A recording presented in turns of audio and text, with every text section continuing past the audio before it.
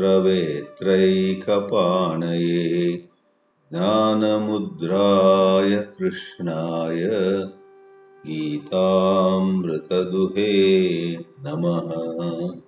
ಗೀತೆ ಎನ್ನುವ ಅಮೃತವನ್ನು ಉಪನಿಷತ್ತೆನ್ನುವಂತಹ ಗೋವುಗಳಿಂದ ದೋಹನ ಮಾಡುವಂತಹ ಹಾಲು ಕರೆಯುವಂತಹ ಆ ಶ್ರೀಕೃಷ್ಣನನ್ನು ನಮಿಸುತ್ತಾ ಇವತ್ತು ಇನ್ನೊಂದು ವಿಷಯವನ್ನ ಎತ್ಕೊಳ್ಳೋಣವಂತೆ. ವಿವೇಕ ಚಂದ್ರೋದಯ ಅಂತ ಕಾವ್ಯಮಯವಾಗಿ ಇದಕ್ಕೆ ಹೆಸರಿಟ್ಟಿದ್ದೇವೆ. ನೋಡಿ, ಕತ್ತಲೆ ಇದೆ ಒಂದು ಕಡೆ, ನಾವು ಆಕಾಶದೆಡೆ ನೋಡುತ್ತಿರುವಾಗಲೇ ನಿಧಾನವಾಗಿ ಆಕಾಶದಲ್ಲಿ ಚಂದ್ರನು ಎದ್ದು ಬಂದರೆ ಎಲ್ಲೆಲ್ಲಿಯೂ ಸುಂದರವಾದ ಗಿಡ ಮರಗಳ ದೃಶ್ಯ. ಇನ್ನೂ ನೀವು ಊಹಿಸಬಹುದಾದರೆ ಎದುರು ಒಂದು ಕೊಳ ಇದೆ, ಆ ಕೊಳದಲ್ಲಿ ಆ ಚಂದ್ರನ ಪ್ರತಿಬಿಂಬವು ಕೂಡ ಬಹಳ ಆಹ್ಲಾದಕವಾಗಿರುತ್ತೆ. ಆ ಚಂದ್ರೋದಯ ಆಗುವ ಮೊದಲು ಹೇಗಿತ್ತು ಮತ್ತು ಚಂದ್ರನು ಎದ್ದು ಬಂದಾಗ ಯಾವ ರೀತಿ ಆಯಿತು ಅನ್ನೋದನ್ನ ನಾವೆಲ್ಲರೂ ತಿಳಿದಿದ್ದೇವೆ, ನೋಡಿದ್ದೇವೆ. ಆ ಪ್ರಕಾರವಾಗಿ ನಮ್ಮ ಬದುಕಿನಲ್ಲಿಯೂ ಕೂಡ ನಮ್ಮಲ್ಲಿ ವಿವೇಕ ಇಲ್ಲದಿದ್ದರೆ ಹೇಗಿತ್ತು ಮತ್ತೆ ವಿವೇಕ ಬಂದಾಗ ಹೇಗಾಗುತ್ತೆ ಅನ್ನೋದನ್ನು ಊಹಿಸಬೇಕು. ಎಷ್ಟೋ ಮಂದಿ ಪ್ರಾರಂಭದಲ್ಲಿ ಬಹಳ ಚೆನ್ನಾಗಿದ್ದವರು, ಒಳ್ಳೆಯ ಮನೆತನದಿಂದ ಇದ್ದಿರಬಹುದು, ಹುಟ್ಟಿನಿಂದಲೇ ಒಳ್ಳೆಯ ಶ್ರೀಮಂತಿಕೆ ಇದ್ದಿರಬಹುದು, ಪ್ರೈಮರಿ ಸ್ಕೂಲ್, ಹೈಸ್ಕೂಲ್, ಕಾಲೇಜ್ವರೆಗೂ ಕೂಡ ಬಹಳ ಒಳ್ಳೆ ರೀತಿಯಲ್ಲಿ ಓದ್ತಿದ್ದಿರಬಹುದು. ಎಲ್ಲ ಕಡೆ ಅವ್ರ ಬಗ್ಗೆ ಈ ಹುಡುಗ ಅಥವಾ ಈ ಹುಡುಗಿ ಬಹಳ ಮೇಲ್ ಬರ್ತಾನೆ ಅಥವಾ ಬರ್ತಾಳೆ ಅಂತ ಮಾತಿದ್ದಿರಬಹುದು.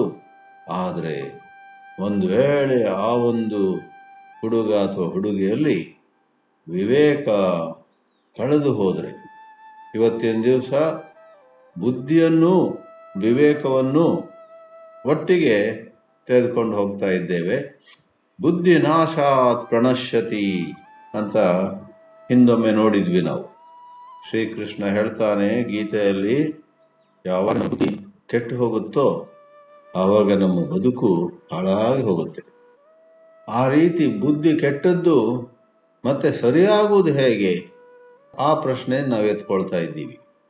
ಈಗ ಹೇಳಿದ ಹಾಗೆ ಬಹಳ ಶ್ರೀಮಂತ ಕುಟುಂಬದಲ್ಲಿ ಹುಟ್ಟಿ ಎಳೆ ವಯಸ್ಸಿನಲ್ಲಿ ಎಲ್ಲರನ್ನೂ ಒಳ್ಳೆ ರೀತಿ ಪ್ರಭಾವಿಸಿದಂಥವರೊಬ್ಬರು ಮತ್ತೆ ತಮ್ಮ ಬುದ್ಧಿಯನ್ನು ಕಳೆದುಕೊಂಡು ವಿವೇಕವನ್ನು ಕಳ್ಕೊಂಡ್ರೆ ಎಲ್ಲವೂ ಕೂಡ ಬೇರು ಸಹಿತ ಹಾಳಾಗುವುದನ್ನು ನಾವು ಜಗತ್ತಿನಲ್ಲಿ ನೋಡ್ತೀವಿ. ಇವತ್ತು ಹಾಳಾಗುವುದರ ಬಗ್ಗೆ ಮಾತಾಡ್ಲಿಕ್ಕೆ ನಾವು ಹೊರಟಿಲ್ಲ.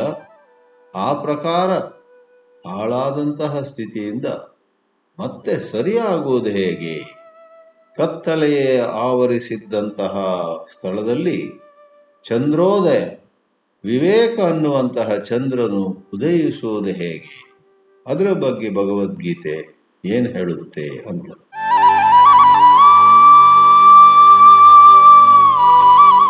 ಎಲ್ಲ ಶಾಸ್ತ್ರಗಳಲ್ಲಿಯೂ ನಮ್ಮ ಬುದ್ಧಿಯನ್ನ ಮತ್ತೆ ಪುನಃ ಊರ್ಜಿತಗೊಳಿಸಲಿಕ್ಕೆ, ವರ್ಧಿಸಲಿಕ್ಕೆ ಮಾರ್ಗದರ್ಶನ ದೊರೆಯುತ್ತೆ.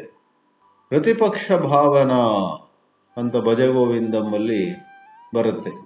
ಆ ಶಬ್ದ ಸ್ವತಃ ಬರೆದಿದ್ರು ಕೂಡ ಪೂಜ್ಯ ಚಿನ್ಮಯಾನಂದರು ಹೇಳ್ತಾರೆ, ಹಣವಾಗಲಿ, ಹೆಣ್ಣಾಗಲಿ, ಭೂಮಿಯಾಗಲಿ, ಪದವಾಗಲಿ, ಮತ್ಯಾವುದೋ ಒಂದು ಜನರು ಆಶಿಸುವಂತಹದ್ದಿರುತ್ತಲ್ಲ, ಅದರ ಬಗ್ಗೆ ನಾವು ಪ್ರತಿಪಕ್ಷ ಭಾವನೆಯನ್ನ ನಮ್ಮಲ್ಲಿ ಎಬ್ಬಿಸಬೇಕು, ತಂದುಕೊಳ್ಬೇಕು. ಪ್ರತಿಪಕ್ಷ ಭಾವನೆ ಅಂದ್ರೇನು? ಯಾವುದೋ ಒಂದು ತುಂಬ ಆಕರ್ಷಕವಾಗಿರಬಹುದು, ಆದರೆ ಅದದ್ದು ಆ ಆಕರ್ಷಕವಾಗಿರುವುದು ಒಂದು ಪಕ್ಷವಾದರೆ ಅದರಲ್ಲಿ ಇರುವಂತಹ ನ್ಯೂನತೆಗಳು, ಅದರಲ್ಲಿರುವಂತಹ ಲೋಪದೋಷಗಳು, ಅದರಿಂದ ನಾಳೆ ನಮಗೆ ಬರಬಹುದಾದಂತಹ ದುಃಖ, ಅದೆಲ್ಲವೂ ಪ್ರತಿಪಕ್ಷ. ಒಂದು ವಿಷಯದ ಒಂದು ಪಕ್ಷವನ್ನು ಮಾತ್ರ ನೋಡಿ, ಆಹಾ ಇದು ನನಗೆ ಸಿಕ್ಕಿದ್ರೆ ಮತ್ತೇನೋ ಬೇಡ ಬದುಕಿನಲ್ಲಿ ಅಂತ ನಾವು ಕುಣಿದಾಡ್ತೇವೆ. ಆದರೆ ಇನ್ನೊಂದು ಪಕ್ಷವನ್ನು ನೋಡಿದಾಗ, ಸ್ವಲ್ಪ ಜೋಪಾನವಾಗಿರೋಣ, ಇದು ನಮಗೆ ಸುಖವನ್ನೇ ಕೊಡುತ್ತೆ ಅಂತ ಭಾವಿಸಿದ್ವಿ, ಆದರೆ ಇದರಲ್ಲಿ ದುಃಖವೂ ಇದೆ. ಜಗತ್ತಿನ ಎಲ್ಲ ವಸ್ತುಗಳಲ್ಲಿಯೂ ಕೂಡ ಸುಖ ಮತ್ತು ದುಃಖಗಳು ಒಟ್ಟೊಟ್ಟಿಗೆ ಇರ್ತವೆ ಅಂತ ನಾವು ತಿಳಿತೀವಲ್ಲ. ಅಲ್ಲಿ ಆ ಪ್ರಕಾರ ಎಷ್ಟರ ಮಟ್ಟಿಗೆ ಹಿತ ಇದೆ, ಎಷ್ಟರ ಮಟ್ಟಿಗೆ ಹಾನಿ ಇದೆ ಅಂತ ನೋಡಿ ಅವೆರಡನ್ನೂ ಕೂಡ ವಿಭಾಜಿಸಿ ತಿಳ್ಕೊಳ್ಳುವಂತಹದ್ದೇ ವಿವೇಕ. ಎಷ್ಟೋ ಮಂದಿಗೆ ಅದಿರೋದಿಲ್ಲ. ಶ್ರೀಮಂತಿಕೆ ಮಾತ್ರ ಅಲ್ಲ, ಪ್ರತಿಭೆ ಮಾತ್ರ ಅಲ್ಲ, ಎಂತೆಂತಹ ಬೇರೆ ರೀತಿಯ ಒಳ್ಳೆ ಗುಣಗಳಿದ್ದವರು ಕೂಡ ಹಾಳಾಗುವುದುಂಟು. ಅವರು ಮತ್ತೆ ಸರಿಯಾಗಬೇಕಾದ್ರೆ DVG ಅವರು ಕಗ್ಗದಲ್ಲಿ ಒಂದು ಪಂಕ್ತಿ ಹೇಳ್ತಾರಲ್ಲ, ಬಿದ್ದ ಮನೆಯನ್ನು ಕಟ್ಟೋ ಮಂಕುತಿಮ್ಮ. ಮನೆ ಬಿದ್ದು ಹೋಗಿದೆ, ಹಾಗಂತ ಕೈ ಬಿಡಬೇಡಿ. ಕಾಲ ಇನ್ನೂ ಮಿಂಚಿಲ್ಲ. ನಿಮಗೆ 60 ದಾಟಿರಬಹುದು, 70 ದಾಟಿರಬಹುದು. ಆಯ್ತು, ನನ್ನ ಜೀವನ ಮುಗೀತ ಅಂದ್ಕೊಳ್ಬೇಡಿ. ಯಾವ ವಯಸ್ಸಿನಲ್ಲೂ ಕೂಡ ಬಿದ್ದ ಮನೆಯನ್ನ ಮತ್ತೆ ಕಟ್ಟಲಿಕ್ಕೆ ಸಾಧ್ಯ ಇದೆ. ಆ ಬಿದ್ದ ಮನೆಯನ್ನು ಕಟ್ಟುವುದು ಹೇಗೆ? ಈಗಲಾದರೂ ಕೂಡ ಇನ್ನು ಮುಂದೆ ಬರುವಂತಹ ಪರಿಸ್ಥಿತಿಗಳಲ್ಲಿ ವಿವೇಕವನ್ನ ಉಪಯೋಗಿಸಬೇಕು. ಹೀಗೆ ಹೇಳಿದ್ರೆ ಆಗೋಯ್ತಾ? ಆ ವಿವೇಕವನ್ನು ಉಪಯೋಗಿಸುವ ಬಗೆ ಏನು, ರೀತಿ ಏನು, ಪ್ರಕಾರವೇನು? ಆ ವಿವೇಕವನ್ನ ಉಪಯೋಗಿಸುವ ಬಗೆ ಒಂದು ಇವಾಗಲೇ ಹೇಳಿದ್ವಿ, ಪ್ರತಿಪಕ್ಷ ಭಾವನೆ ಅಂತ. ಒಂದು ವಿಷಯದ ಎರಡು ಪಕ್ಷಗಳನ್ನು, ಎರಡು ಕಡೆಗಳನ್ನು, ಅಲ್ಲಿರುವ ಗುಣವನ್ನು ಮತ್ತು ಅಲ್ಲಿರುವ ದೋಷವನ್ನು ಎರಡನ್ನೂ ನೋಡೋಣ. ಆಮೇಲೆ ನಿಮ್ಮಿಷ್ಟ, ಏನನ್ನಾದರೂ ನಿರ್ಧಾರ ಮಾಡಿ ಅಂತ ಅಲ್ಲಿ ಬರುತ್ತೆ. ಹಾಗೆಯೇ ಭಗವದ್ಗೀತೆಯಲ್ಲಿ ಎಷ್ಟೋ ಕಡೆಯಲ್ಲಿ ಶ್ರೀಕೃಷ್ಣ ವೈರಾಗ್ಯ ಮತ್ತು ವಿವೇಕದ ಮಾತುಗಳನ್ನು ಆಡ್ತಾನೆ. ಅರ್ಜುನ, ಈ ಮನಸ್ಸನ್ನ ಗೆಲ್ಲುವುದು ಹೇಗೆ ಅಂತ ಕೇಳಿದಾಗ, ಅರ್ಜುನ, ಮನಸ್ಸೊಂದು ಬಹಳ ವಿಪರೀತವಾದ ಚಂಡಮಾರುತದಂತೆ ಇರತಕ್ಕದ್ದು ಅಂತ ಹೇಳಿದಾಗ ಶ್ರೀಕೃಷ್ಣ ಅದನ್ನು ಒಪ್ಪಿಕೊಳ್ಳುತ್ತ, ಅಸಂಶಯಂ ಮಹಾಬಾಹೋ ಮನೋ ದುರ್ನಿಗ್ರಹಂ ಛಲಂ ಅಂತ ಹೇಳಿ ಅದನ್ನು ಒಪ್ಪಿಕೊಳ್ತಾನೆ ಒಂದು ಕಡೆ. ಆದರೆ ಅದೇ ಉಸಿರಿನಲ್ಲಿ ಅಭ್ಯಾಸೇನು ತು ಕೌಂತೇಯ ವೈರಾಗ್ಯೇಣ ಚ ಗೃಹ್ಯತೆ. ಆ ಚಂಚಲವಾದಂತಹ, ಆ ಪ್ರಚಂಡ ಮಾರುತದಂತಿರತಕ್ಕಂತಹ ಮನಸ್ಸನ್ನ ಹಿಡಿಯಲಿಕ್ಕೆ ಸಾಧ್ಯ ಇದೆ. ಅಭ್ಯಾಸ ಮಾಡಬೇಕು. ಇಲ್ಲಿ ನಮಗೆ ಸಿಗಬಹುದಾದಂತಹ ಒಳ್ಳೆಯ ಸುದ್ದಿ ಏನು ಗೊತ್ತೇ? ಇಲ್ಲಿ ಇರುವಂತಹ ಒಳ್ಳೆಯ ಸುದ್ದಿ, ನಮ್ಮಿಂದ ಎಷ್ಟೇ ತಪ್ಪುಗಳಾಗಿದ್ರೂ ಕೂಡ ಸುತ್ತಿ ಬಳಸಿ ನಮ್ಮೊಳಗೆ, ನಮ್ಮ ಪ್ರತಿಯೊಬ್ಬರ ಒಳಗೆ ಕೂಡ ಅಪಾರವಾದಂತಹ ಒಳ್ಳೆಯತನ ಇದೆ. ನಮ್ಮೊಳಗೆ ಬುದ್ಧಿಮತ್ತೆ ಇದೆ, ನಮ್ಮೊಳಗೆ ತೇಜಸ್ಸು ಇದೆ, ನಮ್ಮೊಳಗೆ ಓಜಸ್ಸು ಇದೆ, ನಮ್ಮೊಳಗೆ ಪ್ರಕಾಶ ಇದೆ. ಕೆಲವು ದಿನಗಳ ಕಾಲ, ಕೆಲವು ವರ್ಷಗಳ ಕಾಲ, ಕೆಲವು ದಶಕಗಳ ಕಾಲ ನಾವು ತಪ್ಪಾಗಿ ನಡ್ಕೊಂಡಿರಬಹುದು. ನಂಬಬಾರದವ್ರನ್ನ ನಂಬಿರಬಹುದು, ನಂಬಬೇಕಾದವ್ರನ್ನ ಹೀಯಾಳಿಸಬಹುದು, ನಿರಾಕರಿಸಿರಬಹುದು, ಬದಿಗೊಡ್ಡಿರಬಹುದು. ಆದರೆ ವೇದಾಂತ ನಮಗೆ ತಿಳಿಸುವಂತ ಒಳ್ಳೆಯ ಸುದ್ದಿ ಏನಂದ್ರೆ, ಯಾರೇ ನೀವಾಗಿರಲಿ, ನೀವು ಮೂಲತಃ ನಿಮ್ಮ ಸ್ವರೂಪದಲ್ಲಿ ಸತ್, ಚಿತ್ ಮತ್ತು ಆನಂದವೇ ಆಗಿದ್ದೀರ. ರಾವಣನೂ ಕೂಡ ಸಚ್ಚಿತ್ ಆನಂದನೇ, ರಾಮನೂ ಕೂಡ ಸಚ್ಚಿತ್ ಆನಂದನೇ. ಆ ಬ್ರಹ್ಮ ಪಿಪೀಲಿಕಾಂತ ತನುಷು ಪ್ರೋತ ಜಗತ್ ಸಾಕ್ಷಿಣಿ ಅಂತ ಮನೀಷಾ ಪಂಚಕದಲ್ಲಿ ಬರುವಂತಹ ಮಾತು. ಆ ಚತುರ್ಮುಖ ಬ್ರಹ್ಮನಿಂದ ಪ್ರಾರಂಭಿಸಿ ಮತ್ತೆ ಸೃಷ್ಟಿಯಲ್ಲಿ ಹೆಜ್ಜೆ ಹೆಜ್ಜೆಯಾಗಿ ಕೆಳಗೆ ಬರುತ್ತಾ ಒಂದು ಇರುವೆಯವರೆಗೆ, ನೆಲದ ಮೇಲೆ ಹರಿದಾಡುವಂತಹ ಇರುವೆಯವರೆಗೆ, ಪಿಪೀಲಿಕಾ ಅಂದ್ರೆ ಇರುವೆ, ಚತುರ್ಮುಖ ಬ್ರಹ್ಮನಿಂದ ಪ್ರಾರಂಭಿಸಿ ಕೆಳಗೆ ಹೋಗುತ್ತಾ ಒಂದು ಇರುವೆಯವರೆಗೂ ಕೂಡ ಎಲ್ಲರಲ್ಲೂ ಕೂಡ ಒಂದು ಚೇತನ ಅವರೆಲ್ಲರ ಒಳಗೆ ಆಳದಲ್ಲಿ ಪ್ರಕಾಶಿಸುತ್ತಿರುತ್ತೆ. ಅದಕ್ಕೆ ನಾವು ಮೊರೆ ಹೋಗಬಹುದು. ಆ ಚೇತನವನ್ನ ಮತ್ತೆ ಪುನಃ ನಾವು ಎದುರಿಸಬಹುದು. ಅದರ ಹೊಳಪನ್ನ, ಅದರ ಬೆಳಕನ್ನ ನಾವು ಪಡೆಯಬಹುದು. ಗಾಯತ್ರಿ ಮಂತ್ರದಲ್ಲಿ ಆ ಒಂದು ಅರ್ಥವೇ ಇರುತ್ತೆ. ಅದರಿಂದ ನಮ್ಮ ಹಿಂದಿನ ಕಾಲದಲ್ಲಿ ಎಲ್ಲರಿಗೂ ಕೂಡ ಬೆಳಿಗ್ಗೆ ಒಂದಿಷ್ಟು, ಸಾಯಂಕಾಲ ಒಂದಿಷ್ಟು, ಇನ್ನು ಕೆಲವು ಮನೆಗಳಲ್ಲಾದರೂ 3 ಬಾರಿ ತ್ರಿಕಾಲ ಸಂಧ್ಯಾ ಅಂತ ಇದ್ರು. ರಾತ್ರಿ ಮತ್ತು ಹಗಲು, ರಾತ್ರಿ ಮುಗಿದು ಹಗಲು ಪ್ರಾರಂಭ ಆಗುವಂತಹದ್ದು ಪ್ರಾತಃ ಸಂಧ್ಯಾ. ಸಂಧ್ಯಾ ಅಂದರೆ ಒಂದು 2 ಸೇರುವಂತಹ ಸಮಯ. ರಾತ್ರಿ ಮುಗೀತು, ಹಗಲು ಪ್ರಾರಂಭವಾಯಿತು, ಪ್ರಾತಃ ಸಂಧ್ಯಾ. ಸಾಯಂಕಾಲದ ಹೊತ್ತಿಗೆ ಹಗಲು ಮುಗೀತು, ರಾತ್ರಿ ಪ್ರಾರಂಭವಾಗ್ತಾ ಇದೆ, ಅದು ಇನ್ನೊಂದು ಸಂಧಿ. ಎಲ್ಲಿ ಸಂಧಿ ಇದೆಯೋ ಅದೇ ಸಂಧ್ಯಾ. ಅದು ಸಾಲದೆಂಬಂತೆ ಪೂರ್ವಾನ್ನ, ಫೋರ್ ನೂನ್ ಮುಗೀತು, ಅಪರಾಹ್ನ, ನಾವು ಕನ್ನಡದಲ್ಲಿ ಈ ಕಾಲದಲ್ಲಿ ಹೆಚ್ಚಾಗಿ ಮಧ್ಯಾಹ್ನ ಅಂತೀವಿ. ಮಧ್ಯಾಹ್ನ ಅಂದರೆ 12 ಗಂಟೆ ನಂತರ ಇರುವಂತಹದ್ದು. ಅಪರಾಹ್ನ ಅಂದರೆ ಇನ್ನೂ ಸರಿ. ಪೂರ್ವಾಹ್ನ ಮುಗೀತು, ಅಪರಾಹ್ನ ಪ್ರಾರಂಭವಾಯಿತು. ಆದ್ರಿಂದ ಪೂರ್ವಾಹ್ನ ಮತ್ತು ಅಪರಾಹ್ನ ಸೇರುವಂತ ಗಳಿಗೆ ಅದು ಕೂಡ ಸಂಧ್ಯಾ. ಅಲ್ಲಿಯೂ ಕೆಲವರು, ನಮ್ಮ ಸಂಸ್ಕೃತಿಯನ್ನು ಬಲ್ಲವರು, ಒಂದು 5-10 ನಿಮಿಷ ಸುಮ್ಮನೆ ಕುಳಿತು ಗಾಯತ್ರಿ ಜಪ ಮಾಡ್ತಿದ್ರಂತೆ. ಆದ್ರಿಂದ 3 ಕಾಲ ತ್ರಿಕಾಲ ಸಂಧ್ಯಾ ಮಾಡಿದರೆ ಬಹಳ ಉತ್ತಮ. ಅದಾಗದಿದ್ರೆ 2 ಕಾಲದಲ್ಲಿ ಸಂಧ್ಯಾ ವಂದನೆ ಮಾಡಬೇಕು. ಅದರಲ್ಲಿ ಮುಖ್ಯವಾಗಿ ಗಾಯತ್ರಿ ಜಪವನ್ನು ಹೇಳ್ತಿದ್ರು. ಆ ಗಾಯತ್ರಿಯಿಂದ ನಮ್ಮಲ್ಲಿ ಕಳೆದು ಹೋದಂತೆ ತೋರುತ್ತಿದ್ದಂತಹ ವಿವೇಕವು ಮತ್ತೆ ಉದಯವಾಗ್ತದೆ. ವಿವೇಕ ಚಂದ್ರೋದಯವಾಗುತ್ತೆ. Return to intelligence. ನಮ್ಮಲ್ಲಿತ್ತು ಇಂಟೆಲಿಜೆನ್ಸ್, ಹೋಯ್ತದು, ಎಲ್ಲೋ ಹೊರಟೋಗಿದೆ, ನಾಶವಾಗ್ಲಿಕ್ಕೆ ಸಾಧ್ಯ ಇಲ್ಲ. ಅದು ಆಳದಲ್ಲಿದೆ, ಅದನ್ನು ಮತ್ತೆ ನಾವು ಎಬ್ಬಿಸಬಹುದು. ಆದ್ದರಿಂದ let us return to intelligent living. Let us put a stop to unintelligent living. ಧಿಯೋ ಯೋ ನಃ ಪ್ರಚೋದಯ. ಯಾವ ಶಕ್ತಿ, ಯಾವ ಚೈತನ್ಯ ನಮ್ಮೊಳಗಿದ್ದು ನಮ್ಮ ಮನಸ್ಸನ್ನ ಪ್ರಚೋದಿಸುತ್ತೋ, ಧಿಯಃ ಅಂದರೆ ಬುದ್ಧಿ. ಬಹುವಚನದಲ್ಲಿದ್ರೂ ಕೂಡ ಅದರ ನಿಜವಾದ ಅರ್ಥ, ಸರಳವಾದ ಅರ್ಥ ಬುದ್ಧಿ. ನಮ್ಮ ಬುದ್ಧಿಯನ್ನ ಪ್ರೇರೇಪಿಸುವಂತಹದ್ದು. ಎಷ್ಟೋ ಸಮಯದಿಂದ ನಮ್ಮ ಬುದ್ಧಿಯನ್ನ ಯಾವುದೋ ದುಷ್ಟ ಶಕ್ತಿಗಳು ತಪ್ಪು ದಾರಿಯಲ್ಲಿ ಪ್ರೇರೇಪಿಸಿದ್ದಿರಬಹುದು. ಆದುದರಿಂದ ನಮ್ಮ ಕೈಯಿಂದ ಕಾಯೇನ ವಾಚ ಮನಸ, ನಮ್ಮ ಕೃತಿಯಲ್ಲಿ, ನಮ್ಮ ಮಾತಿನಲ್ಲಿ, ನಮ್ಮ ಆಲೋಚನೆಗಳಲ್ಲೂ ಕೂಡ ತಪ್ಪಾಗಿರಬಹುದು. ಶಿವ ಶಿವ, ಏನು ಮಾಡೋದು? ಆದರೆ ಈವಾಗ ಆ ಒಳಗಿನ ಚೇತನ, ಆ ದುಷ್ಟ ಶಕ್ತಿಗಳನ್ನೆಲ್ಲ ಸದೆಬಡಿದು ನಮ್ಮೊಳಗಿರುವಂತಹ ಚೇತನವು ನಮ್ಮ ಬುದ್ಧಿಯನ್ನು ಪ್ರೇರೇಪಿಸಲಿಕ್ಕೆ ಸಾಧ್ಯ ಇದೆ. ಆದರೆ ನಾವು ಆ ಒಳಗಿರುವ ಚೇತನಕ್ಕೆ ಒಂದು ಪ್ರಾರ್ಥನೆ ಮಾಡಬೇಕು. ಪ್ರಾರ್ಥನೆಯೇ ಮಾಡದೆ ಅದು ತಾನಾಗಿ ಯಾಕೆ ನಮ್ಮನ್ನು ಅನುಗ್ರಹಿಸುವುದಿಲ್ಲ ಅಂತ ಕೇಳುವುದು ಸರಿಯಲ್ಲ. ನಾವು ಕೇಳಬೇಕು. ಕೇಳಿದರೆ ನಮಗೆ ದೊರಕುತ್ತೆ.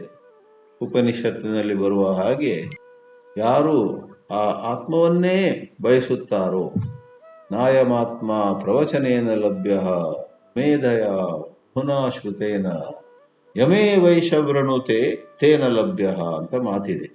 ಯಂ ಏವ ಏಷ ವೃಣುತೆ. ವೃಣುತೆ ಅಂದರೆ ಆಯ್ದುಕೊಳ್ಳುವಂಥದ್ದು. ನಾವು ಆಯ್ದುಕೊಳ್ಬೇಕು. ಓ ನನ್ನಲ್ಲಿರುವ ಚೇತನವೇ, ನನ್ನ ಬುದ್ಧಿಯನ್ನು ಇವಾಗ ಪ್ರೇರೇಪಿಸು. ನಾನು ಯಾರ್ಯಾರ ಮಾತನ್ನೆಲ್ಲ ಕೇಳಿ ಹಾಳಾದೆ, ನನ್ನ ವಿವೇಕ ಹೊರಟೋಗಿತ್ತು. ಓ ನನ್ನ ಚೇತನವೇ, ಇವಾಗ ಎದ್ದು ನನ್ನ ಬುದ್ಧಿಯನ್ನು ಸರಿಯಾದ ದಿಕ್ಕಿನಲ್ಲಿ ನೀನು ಪ್ರೇರೇಪಿಸು. ನಿನಗೆ ಇದನ್ನು ಒಪ್ಪಿಸ್ತೀನಿ ನಾನು. ನೀನು ಸಾರಥಿಯಾಗಿ ಕುಳಿತುಕೊಳ್ಳು. ಹೇಗೆ ಅರ್ಜುನನಿಗೆ ಶ್ರೀಕೃಷ್ಣನು ಸಾರಥಿಯಾದನೋ, ಆದ್ದರಿಂದ ಶ್ರೀಕೃಷ್ಣನಿಗೆ ಹೆಸರೇ ಬಂತು ಪಾರ್ಥ ಸಾರಥಿ. ಆ ಪ್ರಕಾರವಾಗಿ ನನ್ನ ಬುದ್ಧಿಗೆ ನೀನು ಸಾರಥಿಯಾಗು. ಕಠೋಪನಿಷತ್ತಿನ ರೂಪಕದಲ್ಲಿ ಬುದ್ಧಿ ಸಾರಥಿ ಅಂತ ಹೇಳಿದ್ದೇನೋ ನಿಜ, ಆದರೆ ಬುದ್ಧಿಗೂ ಕೂಡ ದಾರಿ ತೋರಿಸುವ ಚೇತನ ಇನ್ನೂ ಮೇಲಿದೆ. ಬುದ್ಧೇಸ್ತು ಪರತಃ ಸಹ ಅಂತ ಗೀತೆಯಲ್ಲಿ ಬರುತ್ತೆ. ಇಂದ್ರಿಯಾಣಿ ಪರಾಣ್ಯಾಹು ಇಂದ್ರಿಯೇಭ್ಯ ಪರಂ ಮನಃ ಮನಸಸ್ತು ಪರಾ ಬುದ್ಧಿ ಯೋ ಬುದ್ಧೇ ಪರತಸ್ತು ಸಹ. ಬುದ್ಧಿಗಿಂತ ಮೇಲಿರುವುದು ಆ ಭಗವತ್ ತತ್ವ. ಅದರಿಂದ ಗಾಯತ್ರಿ ಮಂತ್ರದ ಜಪ ಮಾಡಿ. ಅದಾಗದಿದ್ದರೆ ಅಥವಾ ಯಾವುದೋ ರೀತಿಯಲ್ಲಿ ನಿಮಗೆ ಸಂಕೋಚ ಇದ್ದರೆ, ಯಾವುದೋ ರೀತಿಯಲ್ಲಿ ಅದೆಲ್ಲ ಬೇಡಪ್ಪ, ವೇದ ಮಂತ್ರ ಯಾಕೆ ನಮಗೊಂದು ಸರಳವಾದ ಮಂತ್ರ ಇದೆ, ಆಯಿತು, ಶ್ರೀರಾಮ್ ಜಯ ರಾಮ್ ಜಯ ಜಯ ರಾಮ್ ಹೇಳಿ. ಆ ಕಾಲದಲ್ಲಿ ಸಮರ್ಥ ರಾಮದಾಸರು ಇರ್ಬೋದು, ಒಂದು 100 ವರ್ಷದ ಹಿಂದೆ ಪಾಪ ರಾಮದಾಸ್ ಇರಬಹುದು, ಇನ್ನೂ ಎಷ್ಟೋ ಯಾರು ಶ್ರೀಧರ ಸ್ವಾಮಿಗಳ ಬಗ್ಗೆಯೂ ಕೇಳ್ತೇವೆ. ಎಷ್ಟೋ ಸಾಧು ಸಂತರೆಲ್ಲ ಒಂದು ಮಂತ್ರ ಜಪದಿಂದ ತಮ್ಮೊಳಗಿರುವಂತಹ ಆ ಚೇತನವನ್ನ ಎಬ್ಬಿಸಿದ್ರು. ಆ ಚೇತನವು ನಮ್ಮ ಮನಸ್ಸನ್ನು ಪ್ರೇರೇಪಿಸಿದಾಗ ವಿವೇಕ ಮತ್ತೆ ಹರಿದು ಬರುತ್ತೆ. ಅವಿವೇಕವು ದೂರವಾಗಿ ನಾವು ವಿವೇಕಪೂರ್ವಕವಾಗಿ ಆಲೋಚನೆ ಮಾಡ್ತೀವಿ, ಮಾತಾಡ್ತೀವಿ ಮತ್ತು ವಿವೇಕಪೂರ್ವಕವಾಗಿ ನಮ್ಮ ಕೆಲಸಗಳು ನಡೀತವೆ.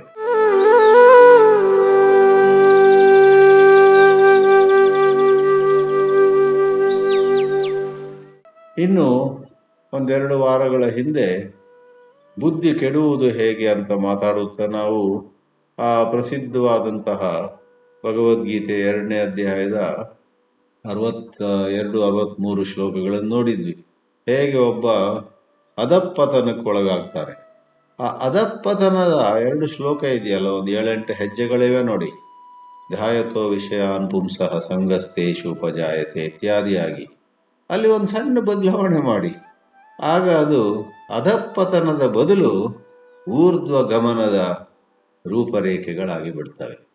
ವಿಷಯಗಳನ್ನು ಧ್ಯಾನಿಸುತ್ತಾ ನಮಗೆ, ನಮ್ಮ ಬುದ್ಧಿಗೆ, ನಮ್ಮ ವಿವೇಚನೆಗೆ ಮೋಡ ಕವಿದು ಹೋಗುತ್ತೆ.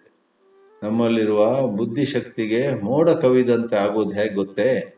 ವಿಷಯಗಳ ಬಗ್ಗೆ ಬೇಕಾದ್ದಕ್ಕಿಂತ 10 ಪಟ್ಟು ಹೆಚ್ಚು ಆಕರ್ಷಣೆ ನಮ್ಮಲ್ಲಿ ಬಂದಾಗ, ಯಾವುದೋ ದುಶ್ಚಟದಿಂದ, ಯಾವುದೋ ದುಸ್ಸಂಗದಿಂದ, ಅಥವಾ ಯಾರೋ ಬೇರೆಯವ್ರನ್ನ ಯಾಕೆ ಬೈಯೋದು, ನಾವೇ ಅನಾವಶ್ಯಕವಾಗಿ ಕುತೂಹಲದಿಂದ ಏನೋ ತಿನ್ನೋಕೆ ಇಷ್ಟಪಡ್ತೀವಿ, ತಿಂತೀವಿ, ಅಭ್ಯಾಸ ಆಗ್ಬಿಡುತ್ತೆ. ಯಾವುದೋ ರೀತಿ ಮಾತಾಡುವುದನ್ನು ಇಷ್ಟಪಡ್ತೀವಿ, ಅದು ಅಭ್ಯಾಸ ಆಗ್ಬಿಡುತ್ತೆ. ಆಮೇಲೆ ಚಂದವಾಗಿ ಮಾತಾಡಬೇಕಂತ ಇಷ್ಟಪಟ್ಟರೂ ಕೂಡ ಬಾಯಿಂದ ಕೆಟ್ಟ ಶಬ್ದಗಳೇ ಬರ್ತವೆ.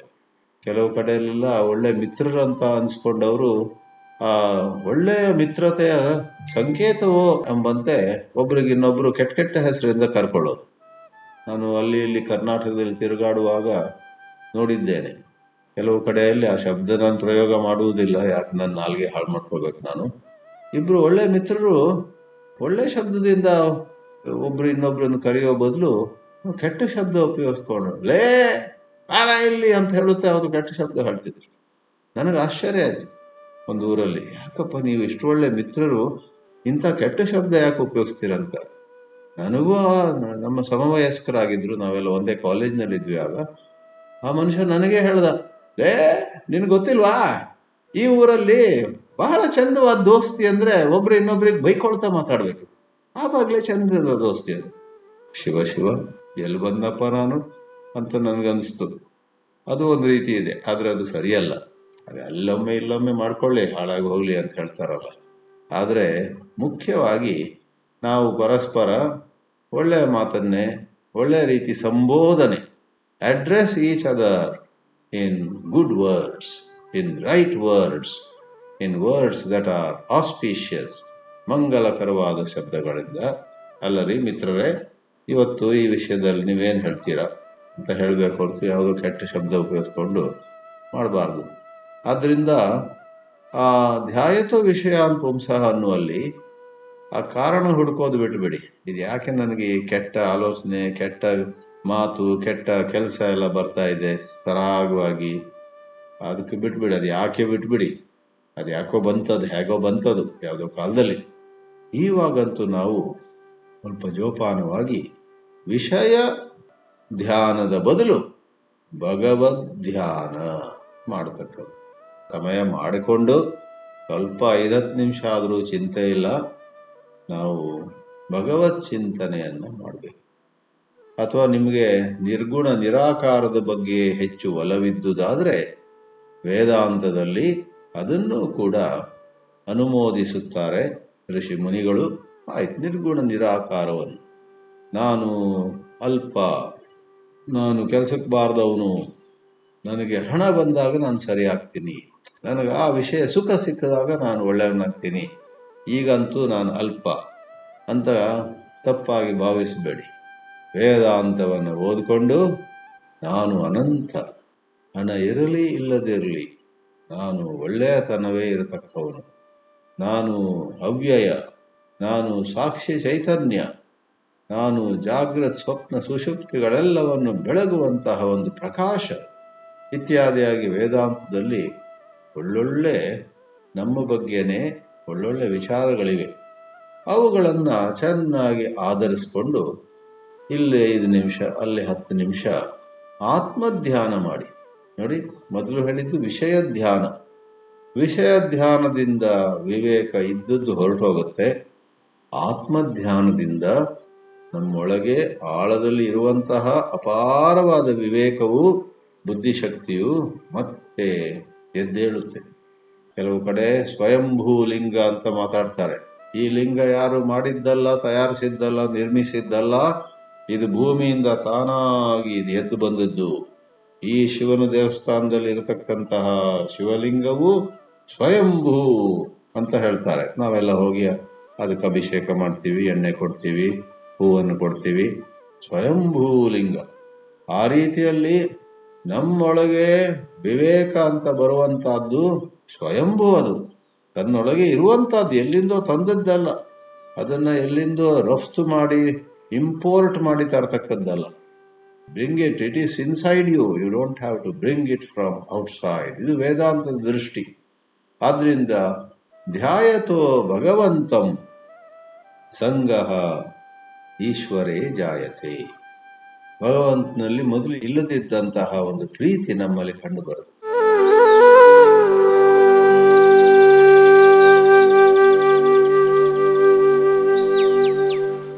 ಎಷ್ಟೋ ಜನರು ನನಗೇನು ಆ ಭಗವಂತ ಅಧ್ಯಾತ್ಮ ಅದೆಲ್ಲ ನನಗೇನು ಹಿಡಿಸೋದಿಲ್ಲಪ್ಪ, ನನಗೆ ರುಚಿ ಇಲ್ಲ ರೀ ಅದರಲ್ಲಿ ಅಂತ ಹೇಳೋರಿದ್ದಾರೆ. ಸ್ವಾಮಿ, ಹಾಗೆ ಹೇಳಬೇಡಿ. ಬನ್ನಿ ನಮ್ಮ ಸತ್ಸಂಗಕ್ಕೆ, ನಮ್ಮೆಲ್ಲರ ಜೊತೆಗೆ ಸ್ವಲ್ಪ ಭಜನೆ ಹಾಡಿ, ನಮ್ಮೆಲ್ಲರ ಜೊತೆಗೆ ಸ್ವಲ್ಪ ಆತ್ಮಚಿಂತನ ಮಾಡಿ, ಆತ್ಮದ ಬಗ್ಗೆ ಸ್ವಲ್ಪ ತಿಳ್ಕೊಳ್ಳಿ. ಚೆನ್ನಾಗಿ ಹೇಳುವವರು ಹೇಳಿದಾಗ ನೀವು ಇಲ್ಲಿಯವರೆಗೆ ನನಗೆ ಅಧ್ಯಾತ್ಮದಲ್ಲಿ ರುಚಿ ಇಲ್ಲ ಅಂತ ಇದ್ದವರು ಅಧ್ಯಾತ್ಮದಲ್ಲಿ ರುಚಿಯನ್ನು ಕಂಡುಕೊಳ್ತೀರ. ಅಧ್ಯಾತ್ಮದಲ್ಲಿ ರುಚಿ ಇಲ್ಲದಿರುವಂತಹದ್ದು ಸಾಧ್ಯ ಇಲ್ಲ. ವಾಸ್ತವವಾಗಿ ನಿಮ್ಮಲ್ಲಿದೆ ಆ ರುಚಿ, ಆದರೆ ಅದೆಲ್ಲೋ ಹುದುಗಿದೆ, ಅದೆಲ್ಲೋ ಅಡಕೊಂಡಿದೆ. ಆ ಪ್ರಕಾರ ಮೊದಲು ರುಚಿಯೇ ಇಲ್ಲ ನನಗೆ ದೇವರಂದ್ರೆ ಅಲರ್ಜಿ ರೀ, ನನ್ನೆಲ್ಲ ಕರಿಬೇಡಿ ಆ ಭಜನೆಗೆ, ಆ ಸತ್ಸಂಗಕ್ಕೆ, ಆ ಪ್ರವಚನಕ್ಕೆ, ಎಲ್ಲ ಟೈಮ್ ವೇಸ್ಟು. ಅದೇ ಸಮಯದಲ್ಲಿ ಒಂದು ಸಿನಿಮಾ ನೋಡ್ಕೊಂಡ್ ಬರ್ತೀನಿ ನಾನು ಅಂತ ಹೇಳುವವರೆಲ್ಲ ಇರ್ತಾರೆ. ಸ್ವಲ್ಪ ಕಾರ್ಡ್ಸ್ ಆಡ್ತೀನಿ, ಅದೇ ಸಮಯದಲ್ಲಿ ಯಾವುದೋ ಹೋಟ್ಲಿಗೆ ಹೋಗಿ ಒಂದು ದೋಸೆ ತಿಂದ್ಕೊಂಡ್ ಬರ್ತೀನಿ ಅಂತೆಲ್ಲ ಹೇಳೋರು ಇದ್ದಾರೆ. ಅಥವಾ ನಿದ್ದೆ ಮಾಡ್ತೀನಿ ಅಂತ ಹೇಳೋರು ಇದ್ದಾರೆ. ಅಯ್ಯೋ, ಅದೆಲ್ಲ ಆ ಒಂದು ಪ್ರವೃತ್ತಿ, ಆ ಒಂದು ಹೇಳುವ ಬಗೆ ಎಲ್ಲರಲ್ಲೂ ಇದ್ದಿರುತ್ತೆ. ಅದರನ್ನು ದೂರ ಮಾಡ್ಲಿಕ್ಕೆ ಬರುತ್ತೆ. ಧ್ಯಾಯತೋ ಭಗವಂತಂ ಈಶ್ವರೇ ರುಚಿ ಜಾಯತೆ. ಆ ರುಚಿ ಬಂದಾಗ ಆ ಈಶ್ವರನನ್ನ, ಆ ದೇವರನ್ನ, ಆ ಅಧ್ಯಾತ್ಮ ತತ್ವವನ್ನು ಇನ್ನಷ್ಟು ಕೇಳಬೇಕು, ಇನ್ನಷ್ಟು ಅದರ ಬಗ್ಗೆ ಮನನ ಮಾಡಬೇಕಂತ ಆಸೆ ಉಂಟಾಗ್ತದೆ. ಸಂಗಾತ್ ಸಂಜಾಯತೆ ಕಾಮ, ಅದು ಇಲ್ಲೂ ಆಗುತ್ತೆ. ಅಲ್ಲಿ ವಿಷಯಗಳ ಬಗ್ಗೆ ಇನ್ನು ಹೆಚ್ಚೆಚ್ಚು ಆಸೆ, ಇನ್ನಷ್ಟು ಐಸ್ ಕ್ರೀಮ್ ತಿನ್ನಬೇಕು, ಇನ್ನಷ್ಟು ಹೋಗಿ ಅಲ್ಲಿ ಏನೋ ಒಂದು ಸಂಗೀತ ಕೇಳಬೇಕು ಅಂತೆಲ್ಲ ಆಗುತ್ತೆ. ಆದರೆ ಇಲ್ಲಿ ಅದರ ವಿರುದ್ಧ ಅದೇ ರೀತಿ, ಇನ್ನಷ್ಟು ಭಗವತ್ ತತ್ವದ ಬಗ್ಗೆ ಕೇಳಬೇಕು ಅಂತ. ಅದೇ ರೀತಿಯಲ್ಲಿ ಸ್ವಲ್ಪ ವ್ಯತ್ಯಾಸ. ಆ ವಿಷಯದ ಧ್ಯಾನದಲ್ಲಿ ಮುಂದೆ ಹೋದ ಹಾಗೆ ಸ್ಮೃತಿ ಹಾಳಾಗುತ್ತೆ. ಸ್ಮೃತಿ ಭ್ರಂಶಃ ಅಂತಿದೆ, ಅಲ್ಲಿ ಸ್ವಲ್ಪ ವ್ಯತ್ಯಾಸ ಇದೆ. ಇಲ್ಲಿ ಭಗವತ್ ತತ್ವವನ್ನು ಹೆಚ್ಚು ಚಿಂತನೆ ಮಾಡಿದರೆ ನಿಮಗೆ ಸ್ಮೃತಿ ಭ್ರಂಶ ಆಗುವುದಿಲ್ಲ, ಸ್ಮೃತಿ ವರ್ಧಿಸುತ್ತೆ. ಅಲ್ಲಿ ನೋಡಿ, ಆ 2 ಶ್ಲೋಕವನ್ನ ನೀವು ಓದಿ. ಸಂಗಾತ್ ಸಂಜಾಯತೆ ಕಾಮಃ, ಕಾಮಾತ್ ಕ್ರೋಧೋ ವಿಜಾಯತೆ, ಕ್ರೋಧಾತ್ ಭವತಿ ಸಮ್ಮೋಹ, ಸಮ್ಮೋಹ ಸ್ಮೃತಿ ವಿಭ್ರಮ ಅಂತ. ಇಲ್ಲಿ ವ್ಯತ್ಯಾಸ ಇದೆ. ಯಾಕಂದ್ರೆ ವಿಷಯ ಅನ್ನುವಂಥದ್ದು ಅಷ್ಟಾವಕ್ರನೇ ಹೇಳುವಂತೆ ವಿಷಕ್ಕೆ ಹೋಲುವಂಥದ್ದು. ವಿಷಯಾನ್ ವಿಷವತ್ಯಜ ಅಂತ ಅಷ್ಟಾವಕ್ರ ಜನಕನಿಗೆ ಹೇಳ್ತಾನೆ. ಮುಕ್ತಿಮಿಚ್ಛಸಿ ಚೇತ್ತಾತ ವಿಷಯಾನ್ ವಿಷವತ್ಯಜ ಸಂತೋಷ ದಯಾ ಕ್ಷಮಾರ್ಜವಂ ಪೀಯೂಷವತ್ ಭಜ ಅಂತ ಒಂದು ಶ್ಲೋಕ ಬರುತ್ತೆ ಅಷ್ಟಾವಕ್ರ ಗೀತೆಯಲ್ಲಿ. ಸುಮಾರು 300 ಶ್ಲೋಕಗಳಿರುವಂತಹ ಅದ್ಭುತವಾದ ವೇದಾಂತದ ಕೃತಿ ಅಷ್ಟಾವಕ್ರ ಗೀತೆ. ಅದರಲ್ಲಿ ಆ 300ರಲ್ಲಿ 298 ಇದೆ ಸರಿಯಾಗಿ ಹೇಳುದಿದ್ರೆ, ಅದ್ರ ನಿಯರ್ಲಿ 300. 2ನೇ ಶ್ಲೋಕ, ಅದರ 1ನೇ ಶ್ಲೋಕ ಜನಕನ ಪ್ರಶ್ನೆ, ಮುಕ್ತಿ ಹೇಗೆ ಪಡಿಬಹುದು ನಾವು ಅಂತ. ಅದಕ್ಕೆ ಉತ್ತರವಾಗಿ ಜನಕ ಹೇಳುವಂತ ಮೊದಲನೇ ಮಾತೇ, ನಿಮಗೆ ಮುಕ್ತಿ ಬೇಕೋ, ಮುಕ್ತಿ ಮಿಚ್ಚಸಿ ಚೇತ್ತಾತ ವಿಷಯಾನ್ ವಿಷವತ್ಯಜ. ಅಂದ್ರೆ ಈ ವಿಷಯ ಚಿಂತನೆ, ಒಂದು ನನಗೆ ಜಮೀನು ಸಿಕ್ಕಿದ್ರೆ ಎಷ್ಟು ಚೆನ್ನಾಗಿತ್ತು, ಹೆಚ್ಚು ಬೇಡ 2 ಎಕರೆ ಸಿಕ್ಕಿದ್ರೆ ಸಾಕು, ಇಲ್ಲಿ ಈ ವಿಷಯ ಸುಖ ಸಿಕ್ಕಿದ್ರೆ ಎಷ್ಟು ಚೆನ್ನಾಗಿತ್ತು ಅಂತ ಬೇರೆ ಬೇರೆ ರೀತಿಯಲ್ಲಿ ನಾವು ಆಸೆ ಪಡ್ತೀವಲ್ಲ. ನೋಡಿ, ಜೀವನದಲ್ಲಿ ಅವೆಲ್ಲವೂ ಕೂಡ ಒಂದು ಘಟ್ಟದಲ್ಲಿ ನಮ್ಮ ಅವಶ್ಯಕತೆ, ಅದನ್ನ ಅಧ್ಯಾತ್ಮ ಅಲ್ಲಗಳೆಯೋದಿಲ್ಲ. ಪ್ರತಿಯೊಬ್ಬರಿಗೂ ಕೂಡ ಅನ್ನ, ಬಟ್ಟೆ, ವಸತಿ ಎಲ್ಲರಿಗೂ ಬೇಕು, ಅದು ಸಹಜ. ಆದರೆ ಅದರಲ್ಲಿಯೇ ನಾವು ಮಗ್ನನಾಗಿರುವುದು, ಅದು ಎಲ್ಲಕ್ಕಿಂತ ಹೆಚ್ಚು ಮುಖ್ಯವಾಗಿರುವುದು, ಅದು ಮಾತ್ರ ಸರಿಯಲ್ಲ. ಆಗ ವ್ಯತ್ಯಾಸ ಏನಂತ ಹೇಳಿದ್ರೆ, ಭಗವತ್ ಚಿಂತನೆಯಿಂದ ಸ್ಮೃತಿ ಭ್ರಂಶ ಆಗುವುದಿಲ್ಲ, ಆದರೆ ಒಳ್ಳೆಯ ಸ್ಮೃತಿ ಎದ್ದೇಳುತ್ತೆ. ಎಲ್ಲೆಲ್ಲೋ ಕೇಳಿದ ಒಳ್ಳೆ ಮಾತುಗಳು, ಎಲ್ಲೆಲ್ಲೋ ಓದಿದ ಒಳ್ಳೆಯ ಅಂಶಗಳು, ಎಲ್ಲೆಲ್ಲೋ ನಾವು ಕಲಿತ ಪಾಠಗಳು ಯಾವಾಗ ಬೇಕೋ ಆವಾಗ ಜ್ಞಾಪಕ ಆಗುತ್ತೆ. ಇದು ವಿವೇಕ ಮತ್ತೆ ಹಿಂತಿರುಗುವ ಲಕ್ಷಣಗಳು. ನಮ್ಮಲ್ಲಿ ಎಷ್ಟೇ ವಯಸ್ಸಾಗಿರ್ಬೋದು, ಇತ್ತೀಚೆಗೆ ನನ್ನಲ್ಲಿ ವಿವೇಕ ಎದ್ದೇಳ್ತಾ ಇದೆ, ನನ್ನ ಬುದ್ಧಿ ಮತ್ತೆ ಪುನಃ ಶುಭ್ರವಾಗ್ತಾ ಇದೆ ಅಂತ ಹೇಗೆ ಗೊತ್ತಾಗುತ್ತೆ ಗೊತ್ತಾ? ಬೇಕಾದ ಜ್ಞಾಪಕ ಶಕ್ತಿ, ಬೇಕಾದ ನೆನಪು ಸರಿಯಾದ ಕಾಲಕ್ಕೆ ಬರುತ್ತೆ.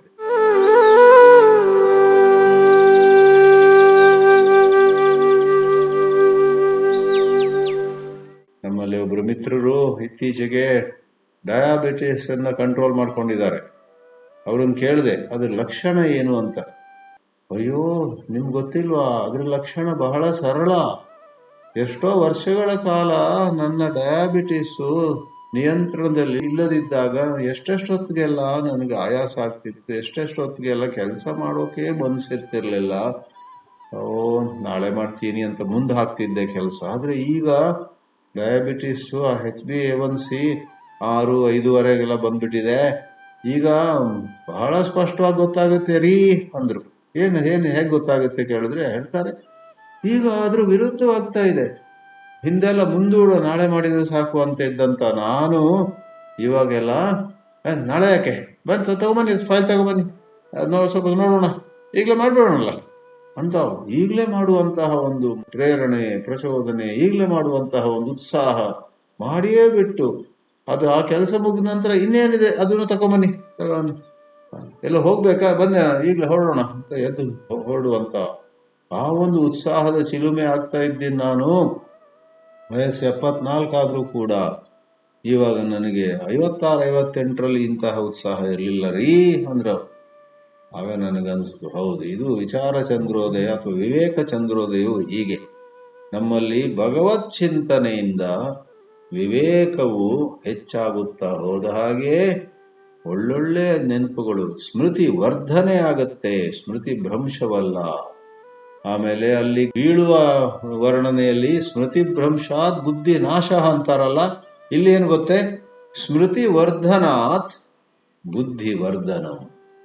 ಬೇಕಾದಾಗ ನೆನಪುಗಳು ಉಂಟಾದ್ರೆ, ಬೇಕಾದಾಗ ಹಿಂದೆ ಕಲಿತ ಪಾಠಗಳು ಜ್ಞಾಪಕವಾದರೆ ಆಗ ಬುದ್ಧಿಯು ನಾಶವಾಗೋದಿಲ್ಲ, ಬುದ್ಧಿ ವರ್ಧಿಸ್ತದೆ. ಆಗ ಬುದ್ಧಿ ಎಷ್ಟು ಚಂದವಾಗಿ ಕೆಲಸ ಮಾಡುತ್ತೆ ಅಂದರೆ, ನಾವು ನಮಗೆ ಆಶ್ಚರ್ಯವಾಗುವ ರೀತಿಯಲ್ಲಿ ತಪ್ಪು ನಿರ್ಣಯವನ್ನು ತಗೊಳ್ಳೋದಿಲ್ಲ, ಸರಿಯಾದ ನಿರ್ಣಯವನ್ನು ತಗೊಳ್ತೀವಿ. 10 ಜನ ಬಂದ್ಕೊಂಡು ಯಾವುದೋ ತಪ್ಪು ನಿರ್ಣಯವನ್ನು ನಮ್ಮ ಮೇಲೆ ಹೇರಲಿಕ್ಕೆ ಪ್ರಯತ್ನ ಮಾಡಿದ್ರು ಕೂಡ ಬುದ್ಧಿ ನಮ್ಮಲ್ಲಿ ವರ್ಧಿಸಿದಾಗ ಆ 10 ಜನರಿಗೆ ನೀವೆಲ್ಲ ಸಲಹೆ ಕೊಟ್ಟಿದ್ದು ಸಂತೋಷ, ನಿಮಗೆಲ್ಲ ತುಂಬ ಥ್ಯಾಂಕ್ಸು, ಆದರೆ ಇಲ್ಲ, ನೀವು ಹೇಳಿದಾಗ ಮಾಡೋದಿಲ್ಲ, ನನಗೆ ಒಳಗಿಂದ ಒಂದು ಸತ್ಪ್ರೇರಣೆ ಆಗ್ತಾ ಇದೆ, ಆದ್ರಿಂದ ನಾನು ಈ ದಾರಿಯಲ್ಲಿ ಹೋಗ್ತೀನಿ. ಆ ಥರ ನೀವು ನಿರ್ಧಾರ ಹೇಳಿದಾಗ ನಿಮ್ಮೊಳಗೆ ಸ್ಪಷ್ಟವಾಗಿ ಇದು ಮೊಂಡುತನ ಅಲ್ಲ, ಇದು ಹಠ ಅಲ್ಲ, ಇದು ಇವರೆಲ್ಲ ಹೇಳಿದ್ದನ್ನ ವಿರೋಧಿಸೋದೇ ನನಗಿಷ್ಟ ಅಂತ ಆ ರೀತಿ ಅಲ್ಲ. ಆದರೆ ಇವರೆಲ್ಲ ಯಾವ ಕಾರಣದಿಂದಲೂ ಬೇರೆ ಬೇರೆ ಸಲಹೆ ಕೊಟ್ಟಿದ್ದಾರೆ. ಅದು ನನಗೆ ಸ್ಪಷ್ಟವಾಗಿ ದೇವರೇ ನನ್ನೊಳಗಿಂದ ಒಂದು ನುಡಿಯನ್ನು ಕೊಡ್ತಿದ್ದ ಹಾಗೆ, ದೇವರೇ ನನ್ನ ಕಿವಿಯಲ್ಲಿ ಪಿಸುಗುಟ್ಟಿದ ಹಾಗೆ ಸರಿಯಾಗಿ ಮಾಡತಕ್ಕದ್ದೇನು ಅನ್ನುವಂಥದ್ದು ತಿಳಿದು ಬರ್ತಾ ಇದೆ ಅನ್ನೋ ಹಾಗೆ ನಮ್ಗೆ ಗೊತ್ತಾಗುತ್ತೆ. ಅದು ಸ್ಮೃತಿವರ್ಧನಾತ್ ಬುದ್ಧಿವೃದ್ಧಿ, ಬುದ್ಧಿ ಸಂವರ್ಧನಂ. ಆ್ಯಂಡ್ ಆ 2 ಶ್ಲೋಕಗಳಲ್ಲಿ ಕೊನೆಯಲ್ಲಿ ಹೇಳ್ತಾರೆ, ಬುದ್ಧಿನಾಶಾತ್ ಪ್ರಣಶ್ಯತಿ ಅಂತಿದೆ. ಬುದ್ಧಿ ಹೊರಟೋದ್ರೆ ಮನುಷ್ಯ ಹಾಳಾಗಿ ಹೋದ. ಅವನು ಎಂಥ ಕುಲದಲ್ಲೇ ಹುಟ್ಟಿರಬಹುದು, ಎಂಥ ಸಂಪತ್ತಿನ ಜೊತೆ ಅವನು ಹುಟ್ಟಿರಬಹುದು, ದೊಡ್ಡ ದೊಡ್ಡ ಕಾಲೇಜಿಗೆ ಹೋಗಿರ್ಬೋದು, ದೊಡ್ಡ ದೊಡ್ಡ ಹುದ್ದೆಯಲ್ಲಿ ಒಂದು ಕಾಲದಲ್ಲಿ ಇದ್ದಿರ್ಬೋದು, ಆದರೆ ಹಾಳಾಗಿ ಹೋಗ್ತಾನೆ. ಬುದ್ಧಿನಾಶಾತ್ ಪ್ರಣಶ್ಯತಿ. ಆದರೆ ಇಲ್ಲಿ ಏನು ಗೊತ್ತೇ, ಬುದ್ಧಿವರ್ಧನಾತ್ ಊರ್ಧ್ವಗಮನಂ ಅಥ ಊರ್ಧ್ವಂ ನ ಸಂಶಯ ಅಂತ ಗೀತೆಯಲ್ಲಿ ಬರುತ್ತೆ. 12ನೇ ಅಧ್ಯಾಯದಲ್ಲಿ ಮಯ್ಯೇವ ಮನ ಆದತ್ಸ್ವ ಮಯಿ ಬುದ್ಧಿಂ ನಿವೇಶಯ ನಿವಸಿಷ್ಯಸಿ ಮಯ್ಯೇವ ಅಥ ಊರ್ಧ್ವಂ ನ ಸಂಶಯ. ಹೆಚ್ಚು ಹೆಚ್ಚು ಭಗವತ್ ತತ್ವವನ್ನು, ಭಗವಂತನನ್ನ ಚಿಂತಿಸಿದ್ರೆ ಆಗ ಊರ್ಧ್ವಂ, ನಾವು ಮೇಲಕ್ಕೆ ಹೋಗ್ತೀವಿ. ಪ್ರಣಶ್ಯತಿ ಅಲ್ಲ, ಆದರೆ ಊರ್ಧ್ವಗಮನಂ ಅಥ ಊರ್ಧ್ವಂ ನ ಸಂಶಯ. ಅದೇನು ಕೊನೆಯದಾಗಿ ಇದನ್ನು ಹೇಳೋಣ. ಊರ್ಧ್ವಗಮನಂ ಅಂದರೆ ಮತ್ತೇನಲ್ಲ, ನಾವು ಸಂತೋಷದಲ್ಲಿರ್ತೀವಿ, ನಿರ್ಭಯರಾಗಿರ್ತೀವಿ, ನಿಶ್ಚಿಂತರಾಗಿರ್ತೀವಿ. ಮತ್ತು ನಮ್ಮ ಸುತ್ತಮುತ್ತ ಯಾರು ಬರ್ತಾರೋ ಅವರಿಗೂ ಕೂಡ ಯಥಾಶಕ್ತಿ, ಅವರಿಗೂ ಕೂಡ ಎಷ್ಟೋ ಮಟ್ಟಿಗೆ ನಾವು ಸಂತೋಷವನ್ನು, ನಿರ್ಭಯತೆಯನ್ನು, ನಿಶ್ಚಿಂತತೆಯನ್ನು ಕೊಡ್ಲಿಕ್ಕೆ ಸಾಧ್ಯವಾಗುತ್ತೆ. ನಮ್ಮೊಳಗೆ ಏನೋ ಒಂದು ಹೊಸ ಶಕ್ತಿ ಪ್ರವಹಿಸಲಿಕ್ಕೆ ಪ್ರಾರಂಭವಾಗುತ್ತೆ. ಆದ್ದರಿಂದ ವಿವೇಕವನ್ನು ಮತ್ತೆ ನಮ್ಮಲ್ಲಿ ತಂದುಕೊಳ್ಳುವಂಥದ್ದು, ನಮ್ಮ ಕೆಟ್ಟ ಬುದ್ಧಿಯನ್ನು ಮತ್ತೆ ಸರಿಪಡಿಸುವಂಥದ್ದು, ಬಿದ್ದ ಮನೆಯನ್ನು ಮತ್ತೆ ಕಟ್ಟುವಂಥದ್ದು ಬಹಳ ಮುಖ್ಯ. ಅದು ಭಗವದ್ಗೀತೆಯ ಸರಿಯಾದ ಅಧ್ಯಯನದಿಂದ, ಸರಿಯಾದ ಶ್ರವಣದಿಂದ ಅದು ಸಾಧ್ಯವಿದೆ, ಖಂಡಿತ ಆಗುತ್ತೆ ಅಂತ ನಾವು ಹೇಳಬಹುದು. ಅಂತಹ ಗೀತೆಗೆ ನಾವು ತಲೆಬಾಗಿ ನಮಿಸೋಣ. ಹರಿ ಓಂ.